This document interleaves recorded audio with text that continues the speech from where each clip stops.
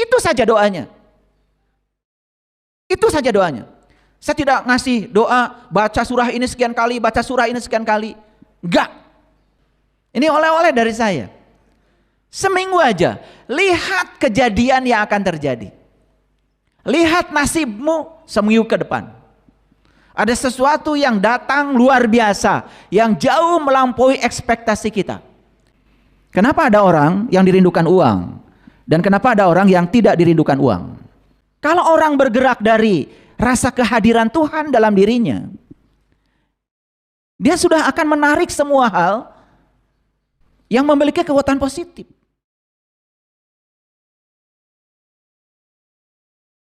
Bismillahirrahmanirrahim. Assalamualaikum warahmatullahi wabarakatuh. Salam sejahtera untuk kita semua. Om Swastiastu. Namo Buddhaya. Salam kebajikan. Sampurasun. Rahayu Sagung Dumadi.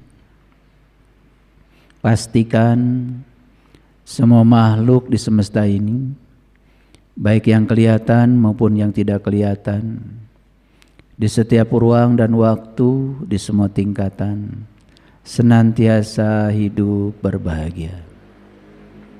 Pastikan mereka semua terbebas dari segala bentuk penderitaan. Yakinkan diri kita semua selalu menjadi sumber cinta, sumber kedamaian, sumber berkah, sumber kebahagiaan, sumber kesejahteraan bagi semua makhluk dimanapun mereka berada. Segala puji hanya milik Allah, Tuhan semesta alam, yang meliputi seluruh semesta tanpa batas, yang meliputi seluruh makhluknya, meliputi seluruh ciptaannya. Dia Maha Kuasa dan sangat dekat dengan yang dikuasainya. Itu perbedaan kuasa Tuhan dengan kuasa manusia. Kalau manusia semakin tinggi kuasanya, semakin jauh dari rakyatnya, semakin jauh dari yang dikuasainya. Kalau Tuhan yang Maha Kuasa, demikian maha kuasanya, tetapi dia selalu dekat dengan semua hambanya. Dia tidak pernah tertidur, tidak pernah terkantuk, senantiasa mengurus dan mengatur yang terbaik buat hambanya. Cuman sayang sekali si hamba ini hidupnya tidak dengan kesadaran, hidupnya dengan dualitas, hidupnya dengan ambisi ego, sehingga sering terjebak oleh penghakiman, penilaian, baik buruk, benar salah, menendang, mencengkram. Padahal semua hal yang terjadi dalam hidup kita baik adanya. Kalau kita percaya pada kebijaksanaannya Tuhan. Tetapi ambisi ego itu memisahkan diri kita, seolah-olah diri kita dengan Tuhan itu dua entitas yang terpisah. Padahal Tuhan berulang kali mengatakan wa huwa ma'akum. Wa huwa ma'akum aina ma kuntum. Aku bersama kamu dimanapun kamu berada. Seharusnya kalau kita punya kesadaran itu setiap saat, tidak ada rasa cemas, tidak ada rasa takut, tidak ada rasa sedih, tidak merasa kekurangan. Selalu penuh dengan rasa syukur dan cinta. Dan siapapun yang sudah berada di frekuensi syukur dan cinta, dia akan menarik semua hal yang positif dalam hidupnya. Sehingga hidup itu selalu berkelimpahan, nyaris bahkan tanpa upaya kerja keras. Dan rahasia ini diabaikan oleh banyak manusia. Karena ego itu selalu percaya bahwa kalau saya kerja keras hasilnya akan banyak. Itu ego. Ego tidak percaya keajaiban. Ego tidak percaya bahwa kita bisa mendapatkan berkah dari arah yang tidak disangka. Ego selalu mengajarkan kalau saya bekerja di sebuah perusahaan, maka hidup saya adalah gaji dari perusahaan itu. Itu ego. Tidak percaya ada kemungkinan lain di luar itu. Ego mengatakan kalau saya punya uang, saya pasti punya beras. Kalau saya tidak punya uang, saya tidak punya beras. Sehingga untuk mendapatkan beras saja harus selalu mengejar uang. Kesadaran berbeda. Punya uang, gak punya uang, beras pasti ada. Itu kesadaran. Sekali waktu tidak punya uang, karena kesadaran memancarkan frekuensinya kepada semesta. Ada saudara kita berkelebihan beras, kok tiba-tiba ingat sama kita dan mengirimkannya 1 karung. Itulah kesadaran. Dan selama ini kita hidup dalam ambisi ego. Kita hidup dalam simulasi, bukan dalam realitas. Kita hidup dalam konstruksi pikiran yang dibangun oleh ambisi ego, bukan dalam kesadaran. Sehingga banting tulang, kerja keras, pergi pagi pulang sore, sudah kerja 8 jam masih lemburan, dan merasa jadi pahlawan karena sudah menghabiskan seluruh waktu demi uang. Tidak ada kepedulian pada keluarga, tidak ada kepedulian pada pasangan, tidak ada kepedulian kepada anak, kepada istri. Ketika ditegur seolah-olah dia yang paling benar. Itulah tipuan dari ego. Oleh karena itu kita bersyukur hari ini kita masih diberi sinar matahari pagi yang sangat mewah. Artinya semesta masih memberikan izin kepada kita untuk meneruskan perjalanan kita, untuk meneruskan proses belajar dalam kehidupan kita. Kalau hari ini kita masih dibangunkan, itu tanda masih banyak yang belum selesai urusan kita dengan diri kita sendiri. Bukan urusan kita dengan orang lain. Karena kalau urusan dengan diri sendiri sudah beres, pasti urusan dengan orang lain automatically akan beres. Jadi orang yang banyak konflik dengan orang lain itu sebetulnya karena dia tidak bagus hubungan dengan diri sendirinya.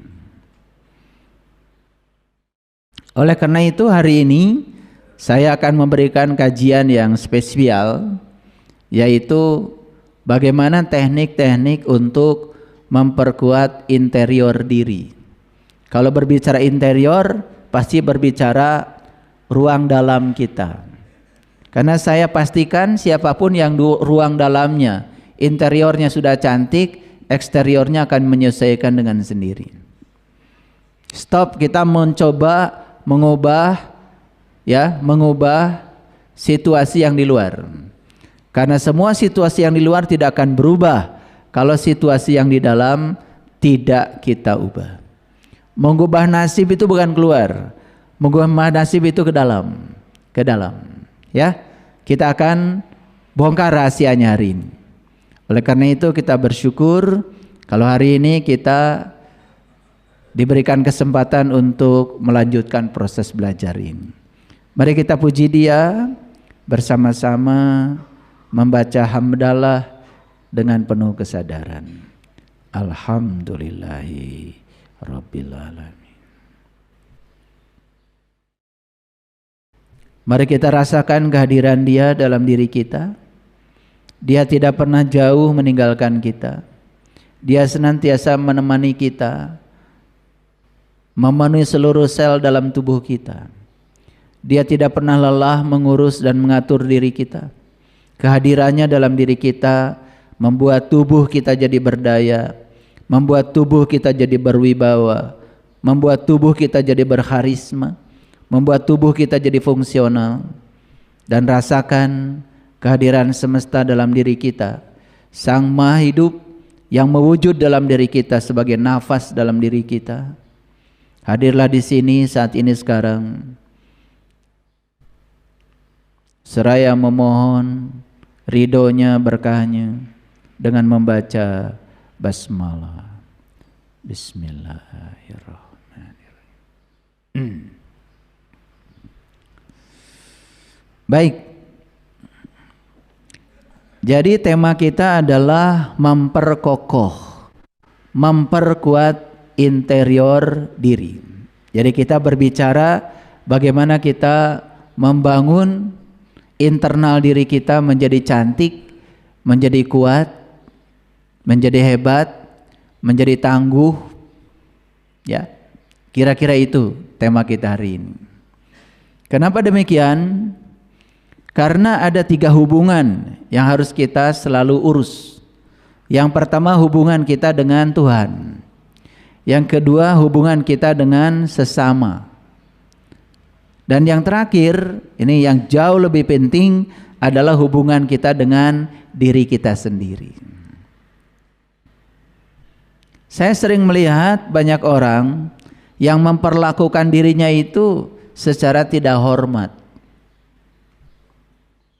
Secara tidak sadar sering merendahkan dirinya, membatasi dirinya, tidak melayakan dirinya dengan kata-katanya, dengan pikirannya, dengan perasaannya. Banyak nggak yang kayak gitu? Pernah nggak kita merasa rapuh, seolah-olah diri ini tidak mampu mengatasi semua tantangan dan rintangan yang ada di hadapan kita? Pernah nggak begitu? Pernah. Kita melihatnya seolah-olah itu biasa-biasa saja.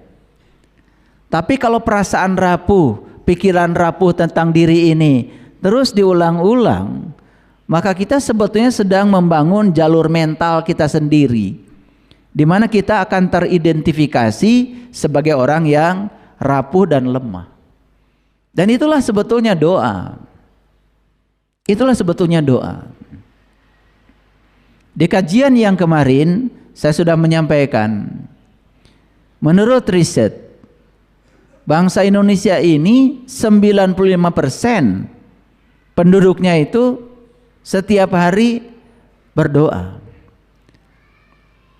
Dan presentasi bangsa yang rajin berdoa di seluruh dunia, kita menang dan kita juara 1. Tetapi coba perhatikan, apakah jumlah manusia yang berdoa, yang rajin berdoa setiap hari, memiliki korelasi dengan kesejahteraan, dengan kedamaian, dengan kebahagiaan? Yang rajin berdoanya ya bangsa kita. Tapi bangsa kita tidak termasuk 10 negara yang paling berbahagia di dunia. Lalu ada yang bertanya kepada saya, terus mereka kok bisa bahagia nggak berdoa? Saya punya alasan. Jangan-jangan mereka berdoanya lebih canggih dari kita, makanya mereka lebih bahagia. Cuman teknik berdoanya lebih canggih. Karena tidak ada kejadian di semesta ini yang terjadi kebetulan. Semuanya adalah sinkronisasi. Kenapa ada orang yang dirindukan uang? Dan kenapa ada orang yang tidak dirindukan uang? Mungkin kita mengira, karena kita rajin berdoa dan doanya minta berkelebihan uang, seolah-olah doa kita yang paling benar. Dan orang lain kok tidak berdoa minta uang, tapi uangnya banyak. Mungkin kita menganggap bahwa kita kok lebih benar gitu dari mereka, tapi faktanya uang tidak mengunjungi saya. Malah uang mengunjungi orang lain yang menurut versi kita, mereka tidak pernah berdoa. Pernah gak ada perasaan seperti itu? Mungkin pernah ya. Padahal alam semesta ini bekerja berdasarkan hukum tarik menarik. Jadi kenapa kok uang tertarik sama dia, tidak tertarik sama saya? Mungkin kita sudah berdoa dalam bentuk kata-kata, dalam bentuk permohonan, tapi coba koreksi. Yang menggerakkan kita berdoa apa? Apakah perasaan berkelimpahan atau perasaan kekurangan? Dan di riset tentang negara-negara yang paling rajin berdoa, ternyata negara-negara yang paling rajin berdoa ternyata secara ekonomi, secara finansial termasuk negara-negara yang finansialnya kurang baik. Jadi jangan-jangan kita berdoa karena kita digerakkan oleh rasa kekurangan, bukan oleh rasa syukur. Karena berbeda sekali ya, percaya dengan menginginkan itu beda. Ulangi ya, percaya dan menginginkan itu berbeda. Coba, kita lebih banyak percaya atau menginginkan? Menginginkan. Kita menginginkan banyak uang, tapi diri kita sendiri tidak percaya. Diri kita sendiri tidak merasa layak kalau kita akan banyak uang. Mana yang akan terjadi? Yang diinginkan atau yang tidak percaya? Yang tidak percaya. Kita sudah berdoa, ya Allah, berikanlah rezeki yang berlimpah tanpa batas kepada saya. Tapi kita sendiri hanya sebatas di mulut berbicara itu. Semesta tidak mengerti bahasa kita. Semesta itu hanya mengerti bahasa getaran, bahasa energi, bahasa frekuensi, bahasa vibrasi yang dipancarkan melalui emosi. Tapi orang yang percaya, saya yakin ada jalan keluarnya. Saya yakin saya akan sukses. Saya yakin saya layak untuk mendapatkan hidup yang berkelimpahan. Dan keyakinan itu melampaui keinginan. Di situ ada emosi di situ. Di situ ada bahan bakar yang meletup-letup, bahkan seolah-olah ya, yang diyakini itu sudah benar-benar terjadi. Jadi jangan pernah menganggap seolah-olah orang yang kelihatannya tidak berdoa kok berkelimpahan, mereka tidak berdoa. Jangan-jangan doa mereka lebih keren daripada kita yang berdoa secara konvensional, mengatur-ngatur Tuhan agar Tuhan mengikuti segala keinginan kita. Nah, itulah yang akan kita coba bangun saat ini. Kenapa perlu dibangun ini? Supaya timbul koreksi. Ya, timbul kesadaran. Ya. Kita ini begitu banyak diberi pelajaran oleh semesta, tetapi kita tidak bisa menangkap pelajaran yang datang bertubi-tubi. Lalu kita akan tetap berada di siklus yang sama. Mohon maaf ya, pernah nggak melihat ada orang ya yang susah tidak pernah keluar dari kesusahannya? Pernah melihat nggak? Ya, banyak. Jangan-jangan Allah orangnya diri kita sendiri. Kenapa begitu? Nah, kembali lagi hukum tarik menarik. Like attracts like. Yang serupa akan menarik yang serupa. Pernah nggak ada orang berdoa dari rasa berkelimpahan?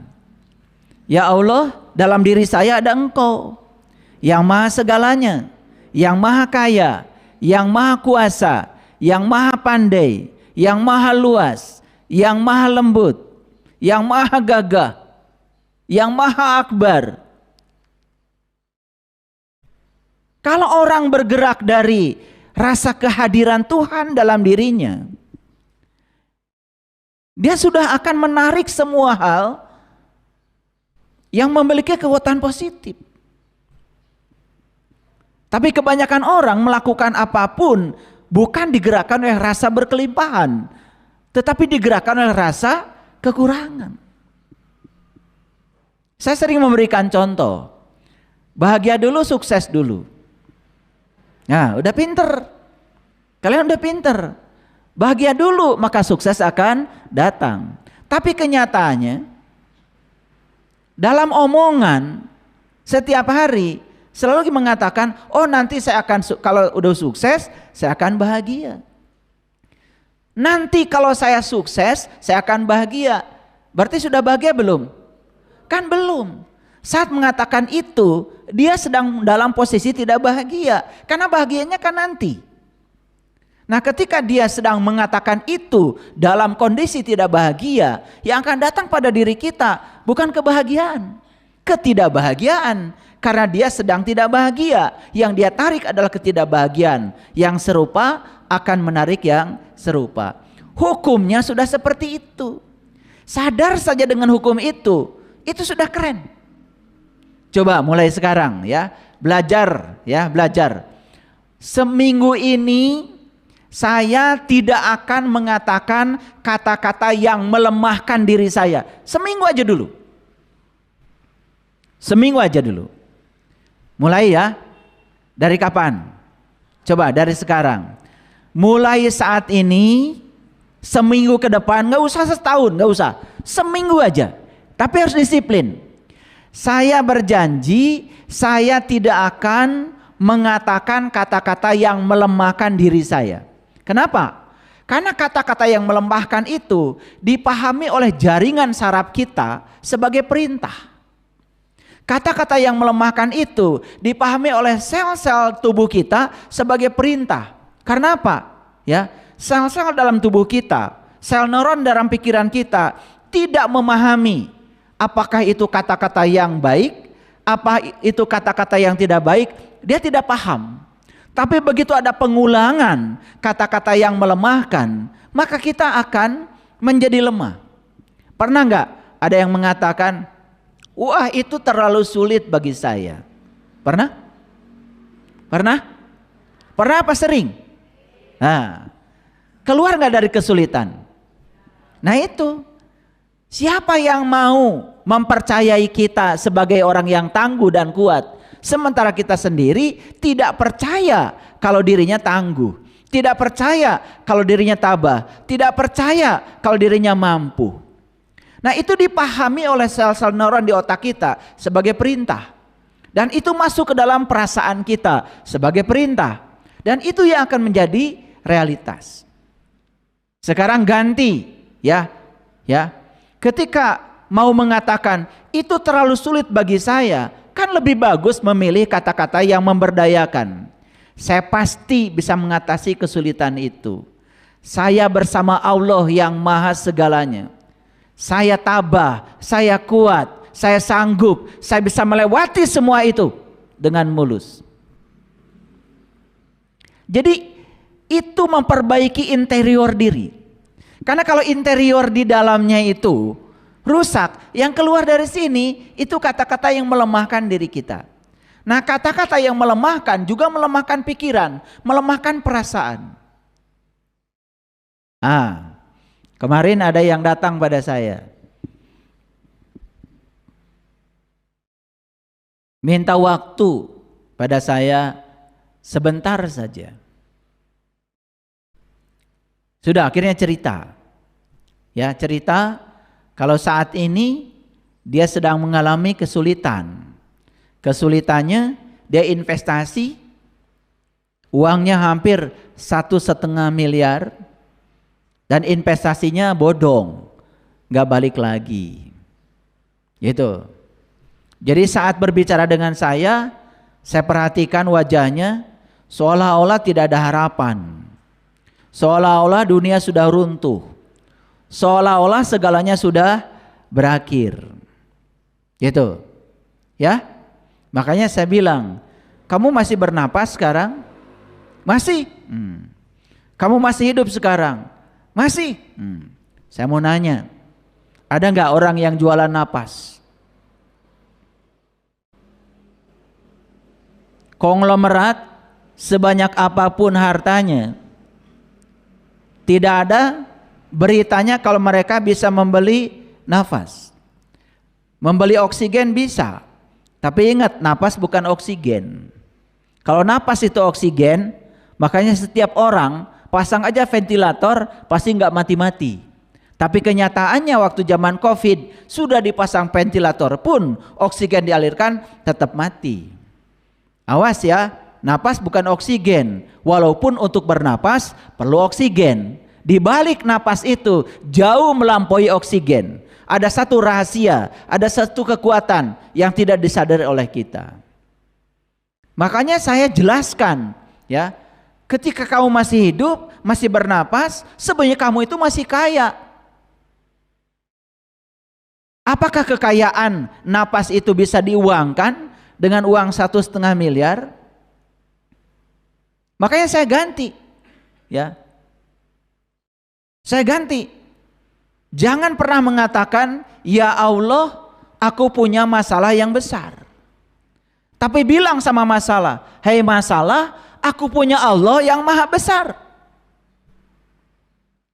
Kamu sudah tidak meyakini diri kamu sudah tidak memantaskan diri kamu, seolah-olah hancur dunia dengan uang yang 1,5 miliar itu. Kemana pikiran kita difokuskan, ke situ energi mengalir. Terus memikirkan uang yang hilang, tambah hancur hidup kita. Kenapa tidak mengalihkan pikiran kita pada uang yang akan datang? Kenapa tidak mengalihkan pikiran kita pada berkah yang akan diberikan Allah kepada kita, yang selalu dibatasi oleh pikiran kita? Selesai bicara dengan saya, mau pulang, masih ada kata-kata yang terucap. Itu terlalu sulit bagi saya. Nah,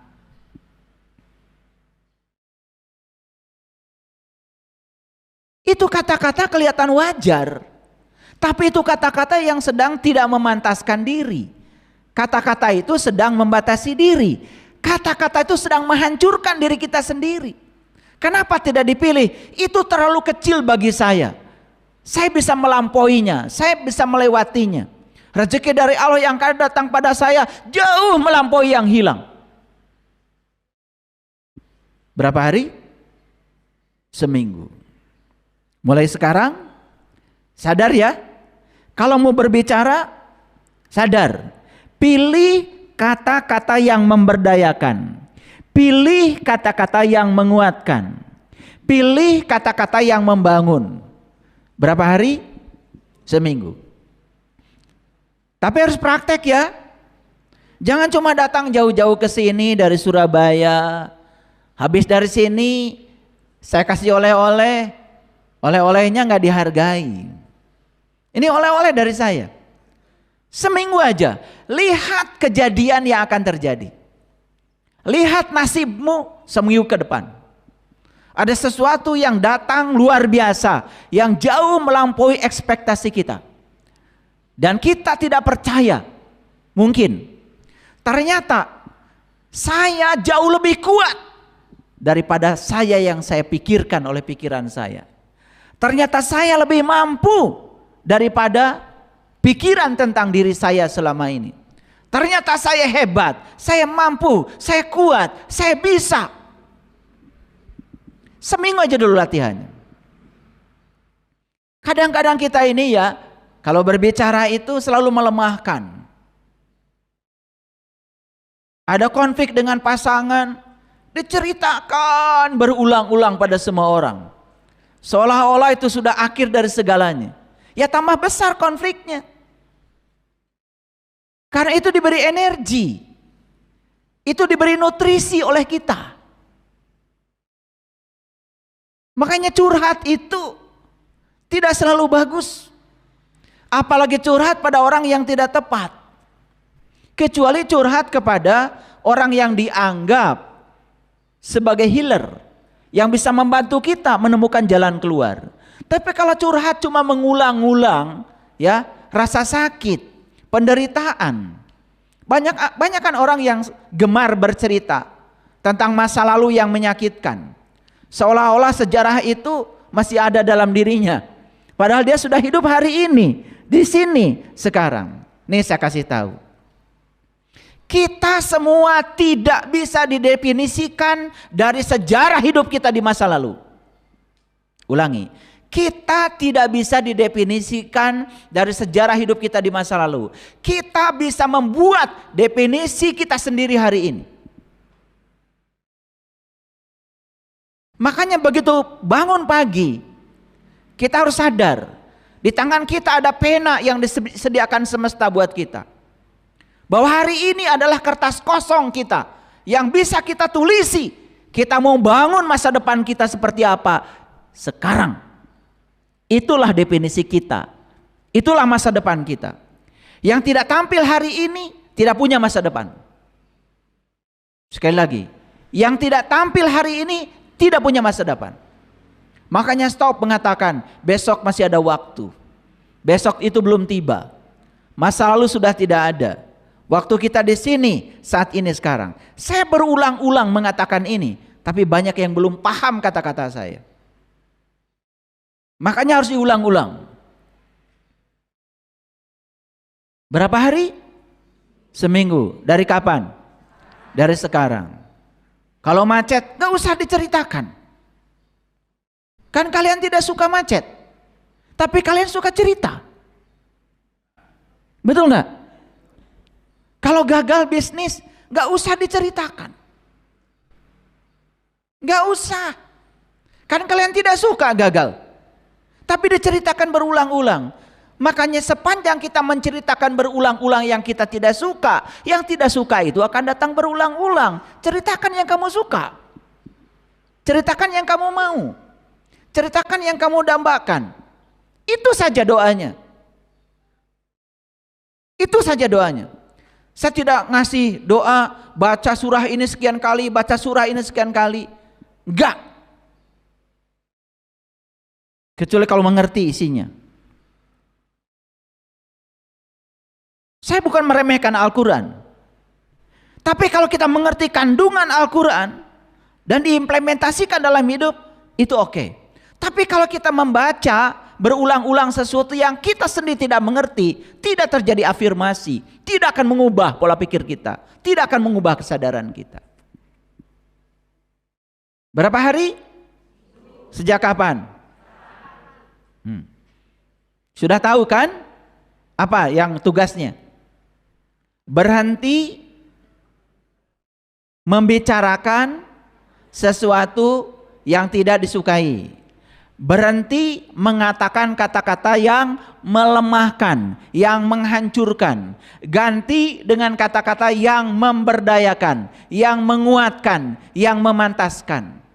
Saya layak bahagia. Saya pasti sukses. Gitu aja. Buat kemungkinan lebih banyak. Karena otak ini kayak plastisin. Tahu plastisin? Plastisin, mainan anak-anak. Plastisin mau dibentuk jadi mobil-mobilan bisa. Plastisin dibentuk jadi bola bisa. Dibentuk jadi kotak bisa. Dibentuk jadi segitiga bisa. Mau dibuat jadi orang-orangan bisa. Otak kita itu sefleksibel itu. Otak ini plastis. Terserah kamu mau bentuk pikiranmu seperti apa. Dan ketika kita membentuk pikiran kita, itulah kita sedang membentuk realitas hidup kita.